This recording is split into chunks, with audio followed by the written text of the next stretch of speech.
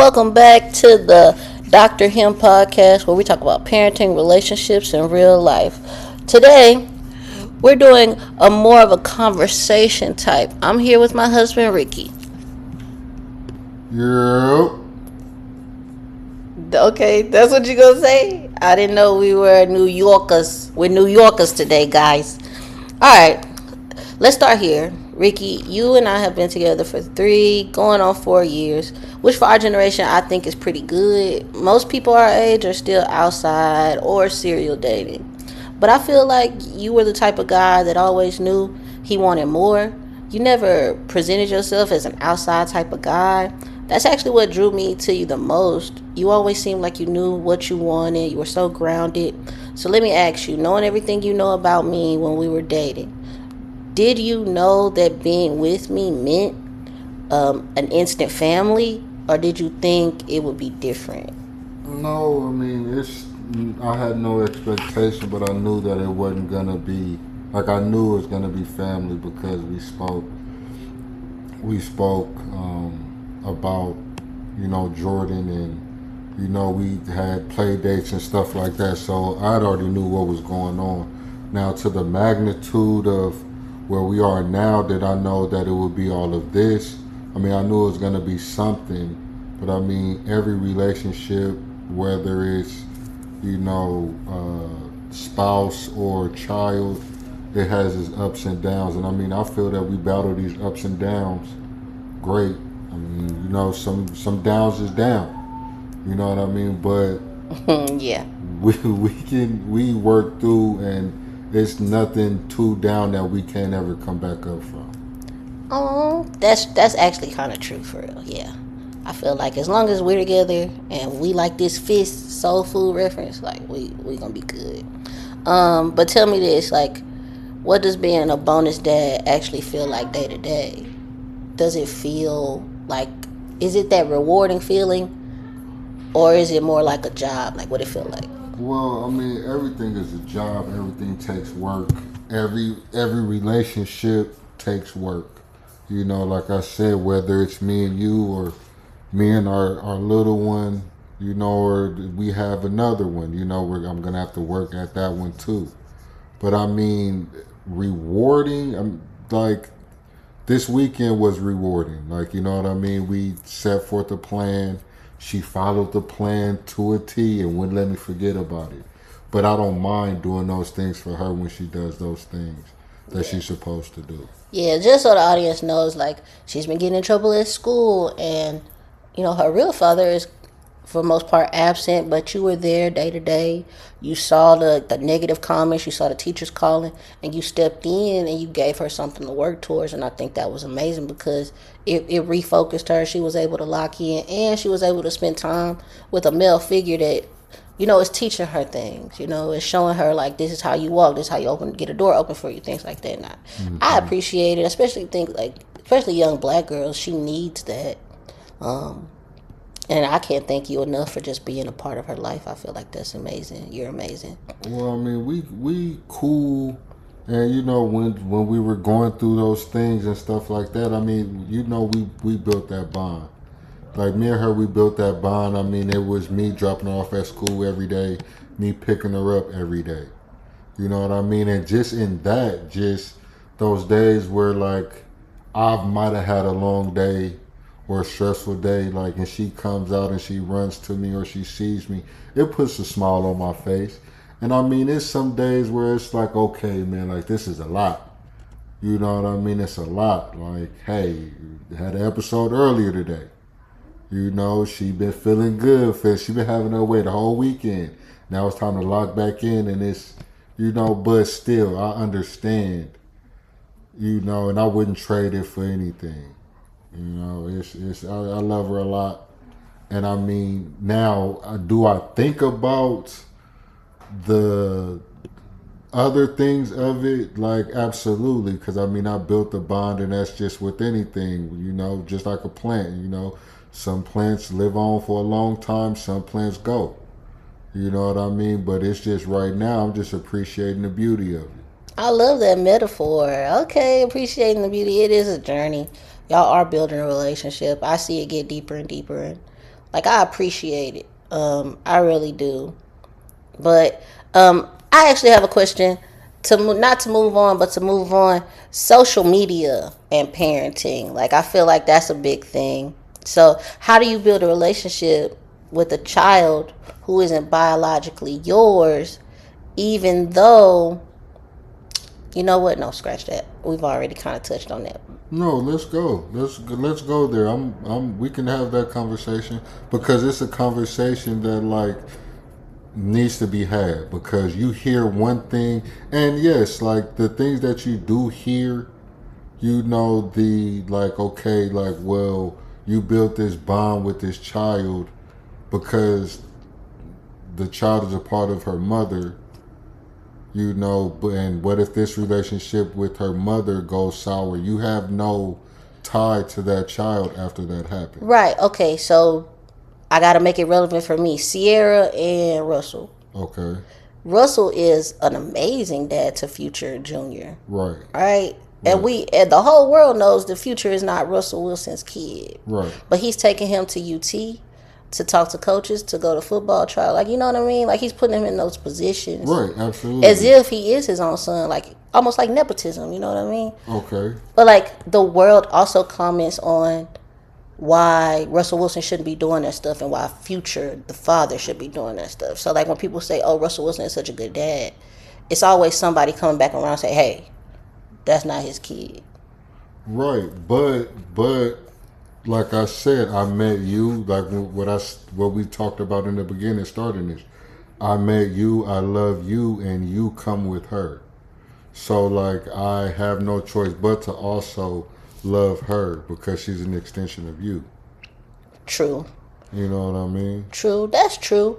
That's true. Now, going back to Future Jr., do you think Future Jr. feels the difference? Because now Sierra's had more children, you know, biologically with Russell.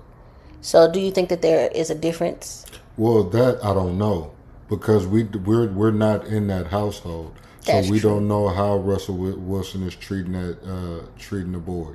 But hold on, I'm gonna let you go. But I haven't seen a difference in it. You know what I mean? Like, and I know that we have a child together biologically. I wouldn't treat Jordan any different than I would treat, you know? Your own kid. Right. Well, you don't necessarily whoop Jordan. Right, but also I wouldn't like, okay, well, Jordan still would have my attention. It wouldn't be like, okay, I got a new shiny toy. Yeah. I could play with this one now. Now I'm put my old toy in the back. Yeah. Plus, in our relationship, I'm more of the disciplinarian anyway. I mean, You back me up. I mean, I'm LeBron. absolutely. But I mean, don't get me wrong. I'm Luka. Like, you know what I mean? If you Bron, I'm Luka. I mean, you like, definitely do come back. I am the star. You hit her with the, hey, you heard what she said? You know, like, you do that. I am the star. That's like, true. We're a team. We're a team. So, like, I mean, it happens. Like, you know, you got some days, got your days, you know, where you got to drop 40. And I got some days where, you know, I got to drop 40. Yeah. And then it's days where, hey, look, you dropped 38, but shit, I dropped 34. All right.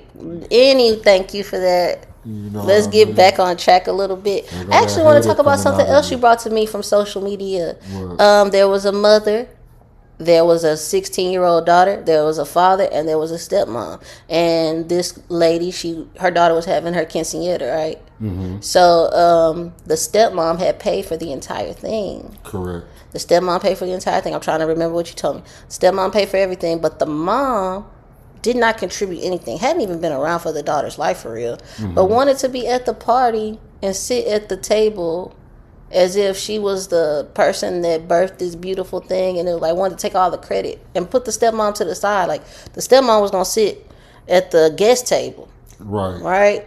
And I said, well, I mean, hey, I didn't know that the mom wanted to be at that family head table. I thought the mom just wanted to come. Yeah, and if the mom wants to be there, she wanted to be like, she wanted to I'm be there. running this. I'm okay. HBIC. Okay. Right. Yeah. So we kind of talked about like who was right in that situation. Okay, but you left out the part of stepmother said, okay, I contributed the most. I want to be at this table. Okay, well, since you guys don't want me at this table, then I'm going to pull my money out of it and you guys figure it out. So there was a twofold thing. It was a who's more wrong, the stepmother or the father and the child. Because the daughter wanted mom at the table, and father backed her up on it and said, hey, it's no big deal. But I mean, the stepmother felt that it was a big deal so much to where she poured her money out of it. You know, so I mean, was it petty? You know, was Yes, it not petty? it was petty. It was definitely petty. But then you also have to feel okay, like I'm here wiping snotty noses. I'm here when you first got your first menstrual, like your first heartbreak. Like I'm here every day in this with you, and like for you to not see me like that hurts. So I mean, like, was it petty? Like, yes, but like, did the petty come from nowhere? Like, no, the petty definitely came from somewhere. The petty, like, she's hurt. Yeah. Yeah, okay. I can see the hurt. I can see the upset. Like, I can see all of that play out.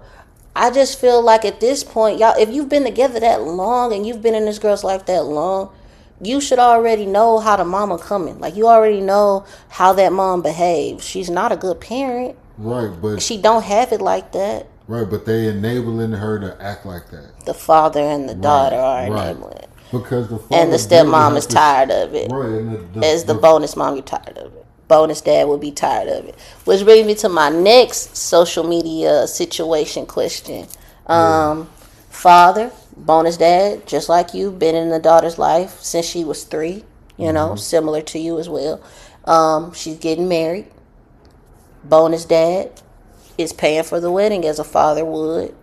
Okay, but now stepdaughter, bonus daughter, is saying that she wants her dad to walk her down the aisle, her bio dad, and not you. How you coming with that? Are you still going to continue to pay for this wedding? Are you going to be in attendance? Are you pulling out? I mean, I will be in attendance. Is there some hurt there? You've paid for this wedding. That's not Right, changing. that's what I'm saying. Is there some hurt there? Absolutely. Would if these were our roles, Right. I would come to you, I would voice that, I would voice it to both of you, say, hey, look, I've been here, I understand, and I get it. You know what I mean? I get it, but like, I don't know.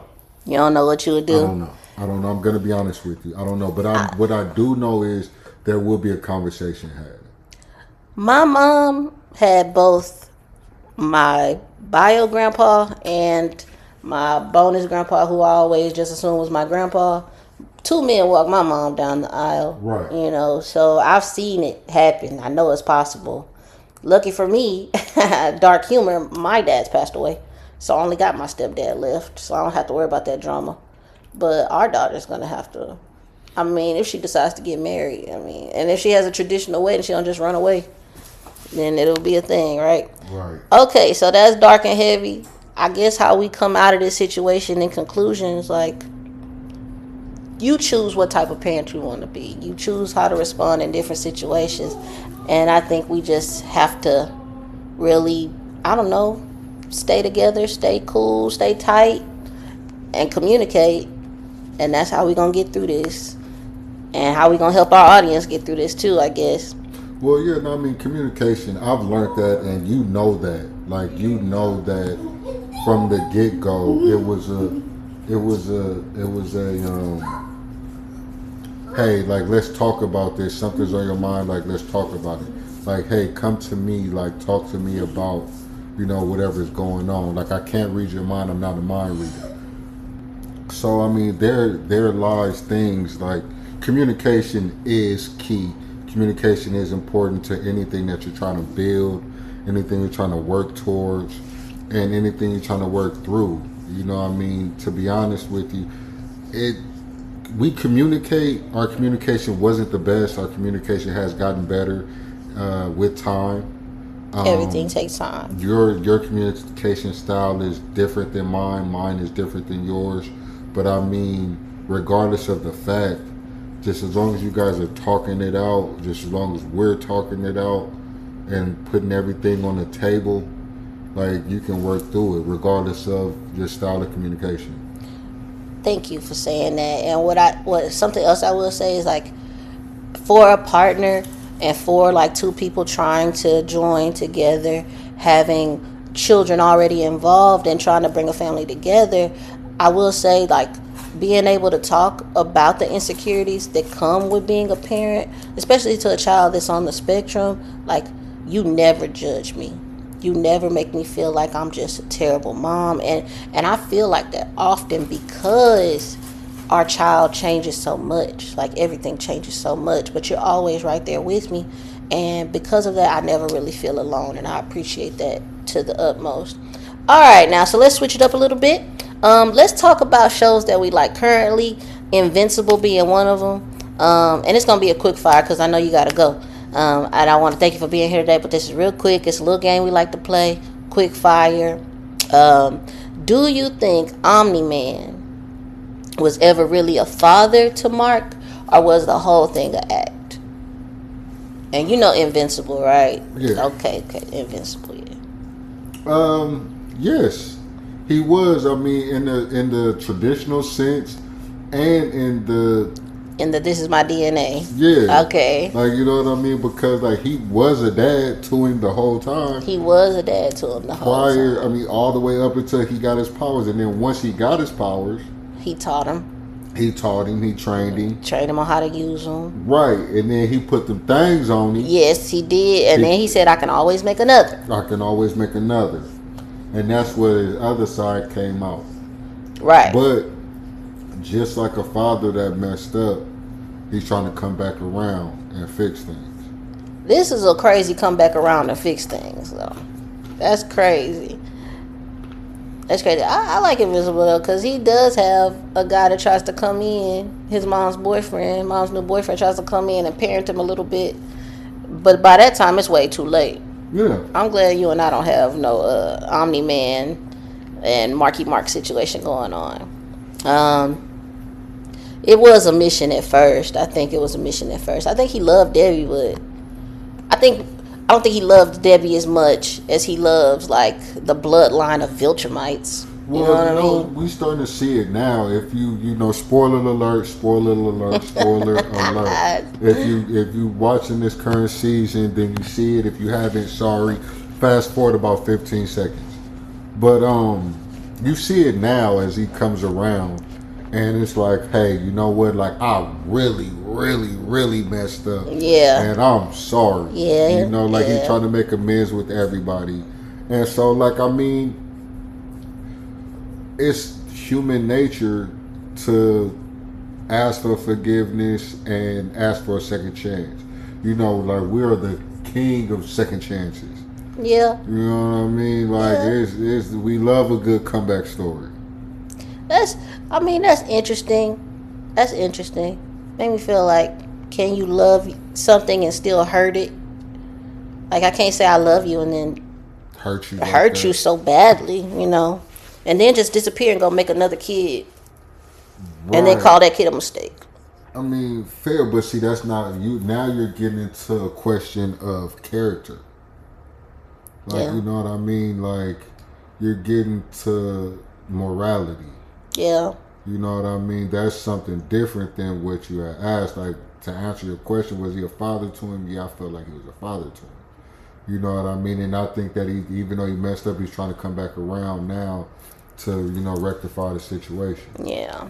So. And we got to remember, like, the only reason Nolan cares so deeply and tries so hard, though, for Mark is because Mark is an experiment that worked out so well. Well, I mean, everything worked, though. Not really. We talk about this all the time, and Oliver is not as strong. He's purple, babe. Right, but also Oliver is the youngest of the bunch. He's the youngest Like of he's the the bunch. youngest of the bunch, and you know, just like with anything, with any superhuman, whatever, any Superman type person, they get stronger as they age. Yeah. So he's still, in the eyes of everything, in the grand scheme of things, he's still a baby. He's still a baby. Yeah, you right. I mean, yeah, you right for now. I ain't gonna go too deep. We only got so much time. Gotta move on. We're gonna move on. Now let's talk about the boys. Okay. Okay. Is Homelander made to be evil? Like, does he turn evil over time? Or is he just like evil incarnadine? Like, is he just No, evil? it turned over time.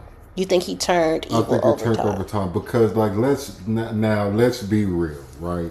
And this is for anybody and everybody. Let's keep it a buck. If you can do whatever you want to do, and nobody's here to be like, hey, you can't do that. You're gonna do it. Like, you're gonna do it. Who's gonna stop me from, like, hey, like, you can fly, and, like, if you really want to, like, you can break this vault and take all this money out. Like, who gonna stop me? Like, who's gonna say, like, oh, you're wrong? Like, I can snap you. You know what I mean? So, like, after a while, like, when you have that, it's like, dude, I can really get away with anything. You start to you push the envelope. That's just, and to bring it even full circle, that's even with kids. Kids gonna try you. They gonna see what they can get away with. You know what I mean? Yes. So, like, there it goes. Like, I think he got just worse over time because nobody's there to be like, hey, like, you can't do that. That's so funny because we're just watching the most recent episode, and Homelander is a child. Right. He's following his dad around. Right. So you're absolutely right. He has parental issues like no other. Like, the boy is all messed up. Like, he's all messed up. Just thrown off, you know, because he had no real guidance, you know. Okay. All right. Last question. I'm gonna let you go. Who's worse, Omni-Man or Homelander? Let me remind you of what Omni-Man did. He destroyed Chicago. Right. Like, put a complete. Chicago's not there no more. There's a hole where Chicago used to be. Okay. And then Homelander, you know what he did to those people on the plane, but he's done also so many other things. Right. He just let that plane full of all those people. Right. So who's worse? Who's worse?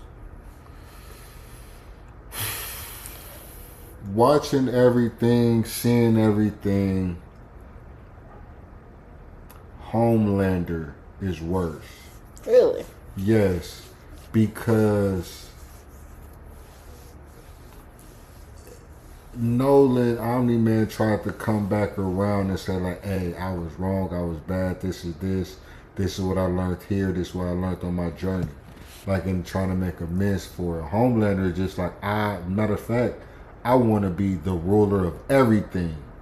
You want to be God. Like, I want to be God. He wants Spoiler to be alert God. again. Spoiler alert. He wants to be God. Like, I want to be God. You know, so The Democratic Republic of America Church or something. They're Yeah. making a Church of America. Right. So, like, it's like, okay. Like, he's the worst. But look, let me ask you a question real quick before we go. Since we're talking about fictional characters, fictional fathers, and stuff like that, are you familiar with Dragon Ball Z? Of course. Who would you say that Goku is a good father? Absolutely, 100% not. No. I think he's a terrible dad. He's a terrible dad. He ain't taught his son nothing. He's never been around. When you really think about it, like, he leaves for years at a time. Not even months. He's gone. He's absent. I don't even know how he's still married in a relationship. I don't understand why she had another baby with the boy, with the man. That's what I'm saying. It just, I don't know. He's a bad dad. But when you think about it, you need a bad father to propel you into your heroism. But that's not who propelled him into his heroism. Like, he just gave him the genes, but my man Piccolo's the GOAT. Piccolo did his thing. And with Black. With the yeah, that we claim him. Yeah. If you didn't know, now you know. We claim Piccolo's Piccolo. African American. Yeah, we claim Piccolo, and we don't like that red lip man. You know. Okay. All right, guys. Thank you. It's been great. Thank you for listening to the Dr. Him podcast, and we'll see you same time next week. Yeah.